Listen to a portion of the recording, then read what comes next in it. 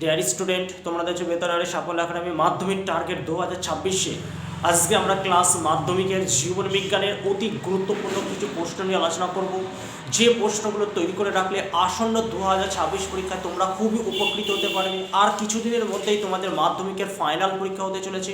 এই লাস্ট মুহূর্তের কিছু সাজেশান তোমাদের দেব, যে সাজেশানগুলো করে রাখলে, যে প্রশ্নগুলো করে রাখলে তোমরা খুবই উপকৃত হতে পারবে। যারা ভাবছো যে মাধ্যমিকের সমস্যা রয়েছে, মাধ্যমিকের টেনশনে রয়েছে, তাদেরও বলবো কোনো সমস্যা নেই, কোনো টেনশন নেই। তোমরা এই চ্যানেলটিকে ফলো করো, এই চ্যানেলে তোমরা সমস্ত রকমের ভিডিও পেয়ে যাবে। চলো এবার আমরা মূল টপিকে আসছি। আজকে আমাদের মূল টপিক হচ্ছে কি, জীবন বিজ্ঞানের 2 এবং 3 নম্বরের বা 4 নম্বরের কিছু প্রশ্ন আলোচনা করব।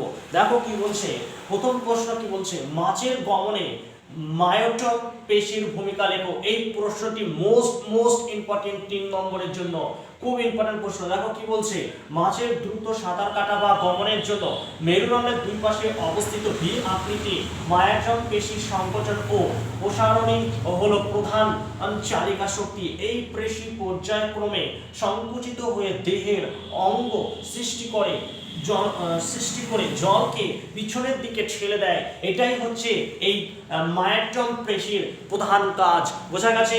এরপর বলছে, দেখো পরের প্রশ্ন, অন্তঃক্ষরা গ্রন্থ বহিঃক্ষরা গ্রন্থের পার্থক্য। এই প্রশ্নটাও 2, 3 এবং 5 নম্বরের জন্য মোস্ট ইম্পর্টেন্ট একটি প্রশ্ন। দেখো কি বলছে, অন্তঃক্ষরা গ্রন্থের নালী থাকে, বহিঃক্ষরা গ্রন্থের কোনো নালী মুক্ত, মানে কি বলছে, অন্তঃক্ষরা গ্রন্থে নালী থাকে না, আর বহিঃক্ষরা গ্রন্থে কিন্তু নালী থাকে।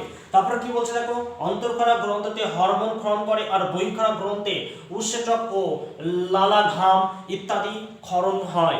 আর কি বলছে, দেখো অন্তঃক্ষরা গ্রন্থতে সরাসরি রক্ত ক্ষরণ করে, আর বহিঃক্ষরা গ্রন্থে নালীর মাধ্যমে নির্দিষ্ট অঙ্গ বা উপতলে পৌঁছায়। বোঝা গেছে? এটা হচ্ছে অন্তঃক্ষরা এবং বহিঃক্ষরা গ্রন্থের পার্থক্য। তোমরা এই কটা প্রশ্ন খাতায় লিখে নাও, মোস্ট ইম্পর্টেন্ট প্রশ্ন 2026 সালের জন্য। আজকে এই পর্যন্তই। ভিডিওটি ভালো লাগলে অবশ্যই একটি লাইক করো, আর চ্যানেলে নতুন হলে চ্যানেলটি সাবস্ক্রাইব করে পাশে থাকা বেল আইকনটি প্রেস করে রেখো।